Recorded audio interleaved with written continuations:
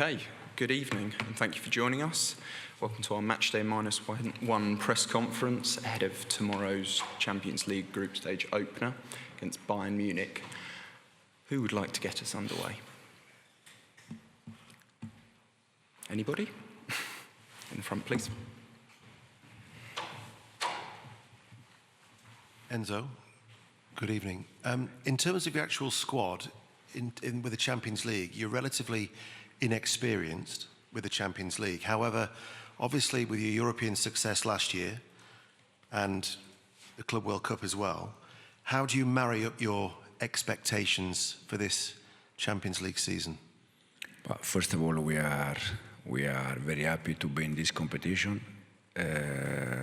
1 year ago, we were playing Conference League playoff, so we are happy to be here. For sure, winning the Conference League and the Club World Cup help in different aspects. And then in terms of experience, I think all of us, when we start something, we are lack of experience. You have to start, and we're going to start tomorrow. Jack? Just down here, please. Is there a belief from your side and within the squad that you can really challenge and go on and win this competition this season? But first of all, you know already since last season that I always like to go game by game. You cannot think about the final or semi-final if you are not able to win games in the group stage. And it's the first thing. Tomorrow we have the first one against a fantastic team that probably is one of the 3-4 favorite in this competition. But we're gonna try to do our job in the best way. What did winning the Conference League and the Club World Cup, have you noticed a difference in the squad since you came back for that short period? Absolutely, yes. Yeah, when you win game, for sure help to improve confidence, to improve different things, different aspects. Knowing that every game is different, every competition is different. And as I said, Bayern in this moment probably is one of the favorite one, but we're going to try to do our best. Gary, just behind, please. Gary Cottrell. All right, so obviously, I'll move here. Obviously, last season in the Conference League, you were able a little bit to have almost two teams, a Premier League team and a Europe team. You won't be able to do that this time. So is it important you field your best possible 11, and will Cole Palmer start? We try every game, even against Brentford, we try with our best 11. Game by game, you have to manage different problems. As I said in the last game, Cole was not fit 100% to play 90 minutes. Different players, they were out, Estevao, for instance. So, and tomorrow we're gonna try to put our best 11 for tomorrow game. Cole 3 days ago, he didn't play from the start because he was not able to do that. We see tomorrow. Jacob, just down here, please. Hi, Enzo. Without asking you to name your team tomorrow, does the formation and system that you used in the final against PSG give you a kind of template to use in these big games in the Champions League this season? I said before, for me every game is different. For that game against PSG, I think the first 11, the ones that they were inside second half, the plan, everything worked well. But tomorrow is completely a different game, so I don't see any comparison between the two teams. Matt, just down here, please. Hi, Enzo. Can I just ask you how you feel about potentially going up against Nicholas Jackson tomorrow night? He's obviously on loan at Bayern, but he is still sort of a Chelsea player. And what do you think of that rule that on-loan players in Europe can play against their parent clubs? I said the other day, I am grateful, thankful to Nico because if we achieve what we achieved last year, is because all the players, include Nicolas that was with us, I text him after he left the club, telling him thanks for last season, wish him all the best. And Nico is a good guy, with us was good, he was working well. And then in terms of rule, for me it's normal. I'm from Italy, I played many years in Spain, and this rule, when you are alone, you can play, so for me it's okay. Did Nico text you back? Yes, yeah. Just in the middle here, please.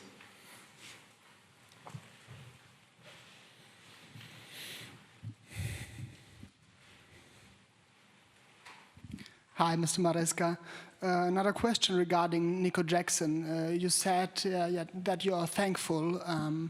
Could you explain why you didn't count on him for this new season, and why you decided to let him join Bayern? Because we bought two strikers, Lian Delap and Joao Pedro, and I think with two strikers it's a good number, it's enough, and this is the reason why. Kieran, just down here, please. A white t-shirt. Hi Enzo, how are you? You used Philip Jorgensen in Europe last season. Are you willing to tell us which goal are you going to go with in the Champions League this season and explain the reason and why? Tomorrow Robbie will start, but for sure with the amount of games that we have, Philip is going to play games in the Premier League, in the Champions League, in the FA Cup, in the Carabao. We have so many games that for sure Robert cannot play all of them. Nizar, just down the bottom here, please. Enzo, you did a great job rotating your squad last season, but is it a bit different when you're rotating your squad now? It's the Champions League because the level is so much higher, and is that a personal challenge for you this season? Is success and failure going to be dependent on how well you do that in all the competitions? It helps a lot if you are able to rotate players, especially probably at the beginning of the season. Okay, you can probably go with the same, and then it's a long season, many games, so I think you have to do that because you have also saved players, avoid injury, but it's something that is dictated game by game. It's not something that you can plan, because probably you plan something and then any problem or any injury is not possible. So we're gonna try to rotate player, knowing that as you said, the Champions League is a bit different from last season competition. And one in the middle here, please.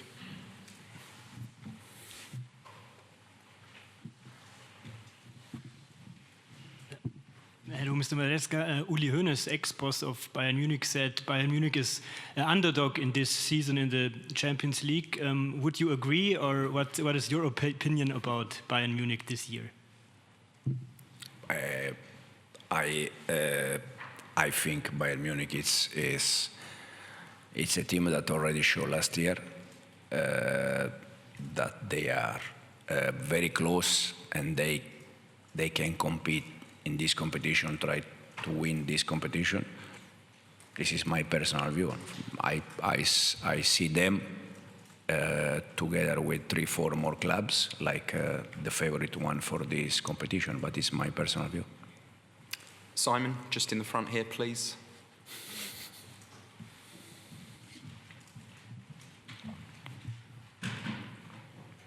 Hi Enzo. Another one on Nicolas Jackson. Vincent Kompany earlier said that he has had a conversation with Nicolas about the way Chelsea play. Obviously, he knows the way you like to set things up and the tactics and so on. Is there any concern that Nicolas can obviously give Bayern the lowdown? And secondly, just to confirm that your relationship with Jackson is good, because there's been some quotes out there today that perhaps it's not the best relationship. Me with Nico? Yeah. Anyway, me personally, I don't have I didn't have any kind of problem with Nico, and I don't have any problem with Nico.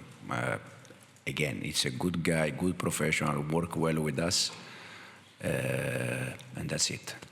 And then the other question, probably can be a small advantage because he can ask Nico the way we work, the way we try to prepare game. At the end, Nico was with us for one entire season, so he knows exactly the way we approach games. But at the end, we see anyway. Okay, if there's no more questions, we'll end it there. Thank you. See you later.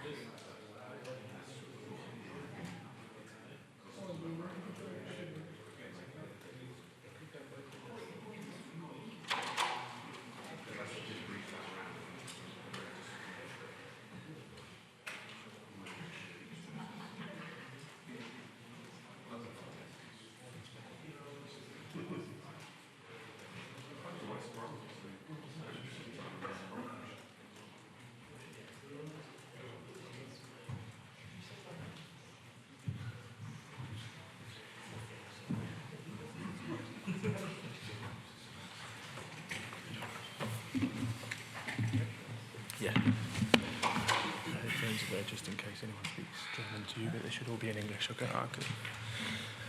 Okay, thanks for joining us, guys. Here with Reece James to preview tomorrow night's UEFA Champions League fixture with Bayern Munich. We'll follow the same format as we did with the manager. So if you'd like to raise your hand if you've got a question, and we'll get the mic passed to you. Who would like to kick us off? Yeah, Gary Cox from Sky Sports.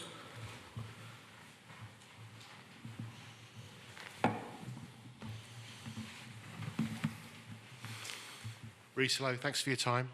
Loads of big days and nights in your career, but to be captaining Chelsea in the Champions League away at Bayern Munich, how big a night is that for you?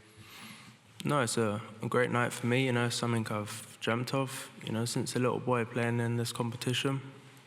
And then to captain him and walk out at such a historic stadium tomorrow is an amazing feeling. Yeah, Matt, down the front.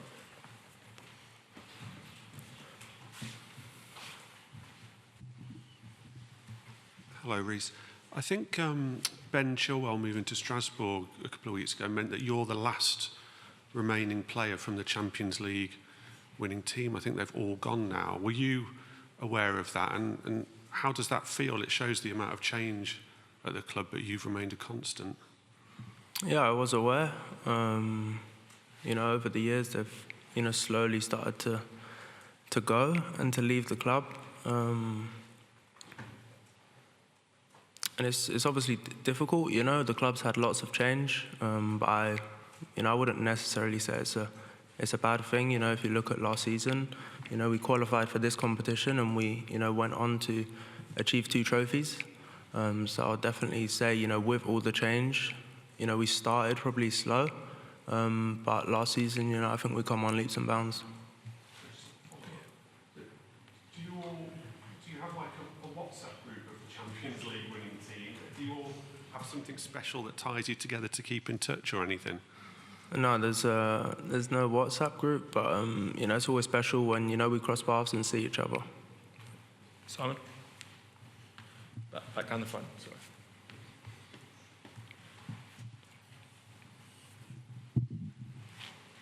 Hey, Reece. I don't know whether you remember pre-season last year, you were asked a question right near the end of a press conference out in America, what your goal for the season was, and you replied to stay on the pitch. I think it was in reference to your injury issues, possibly. Just wondering what your goal for the season is this year. Is it the same, or is it something different? No, I wouldn't say my goal is the same. I've been on the pitch a while now. I'm feeling good. I'm feeling strong. And no, we want to compete at the highest level, and compete in the Premier League for all the domestic trophies and the Champions League as well.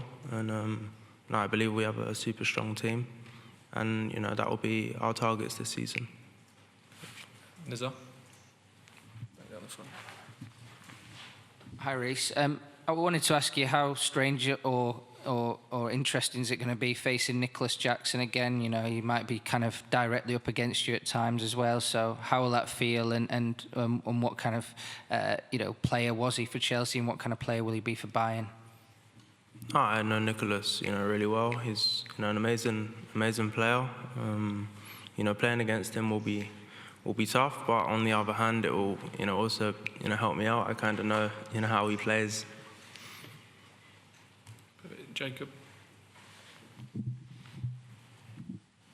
Hi, Reece. Given what you did in the final against PSG, do you think that this team is capable of doing what you did back in 2021 and win this competition? No, I think it's the start of a new season. It's still early, but no, I have no doubts in the club and the team's ability to go on to compete against the best teams in Europe and in the world. And we will take that, week by week, game by game, and see where we come, the end of the season. Jack.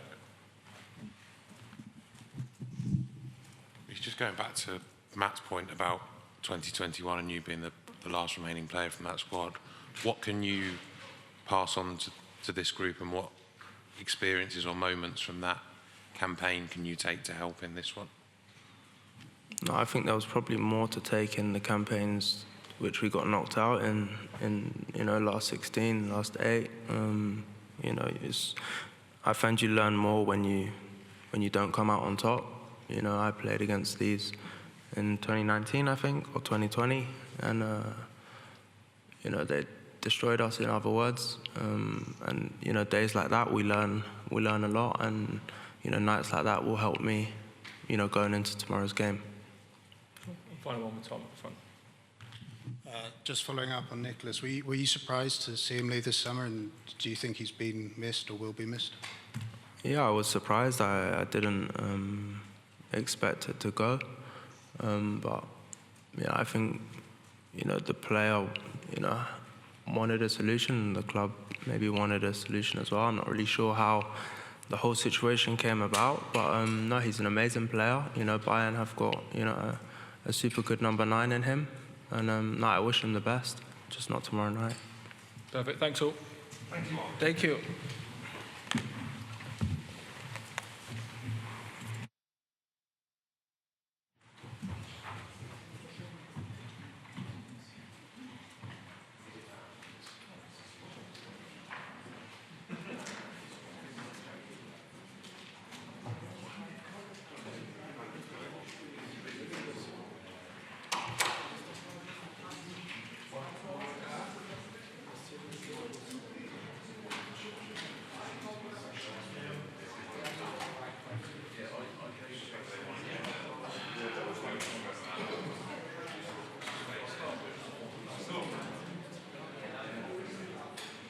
Thank you.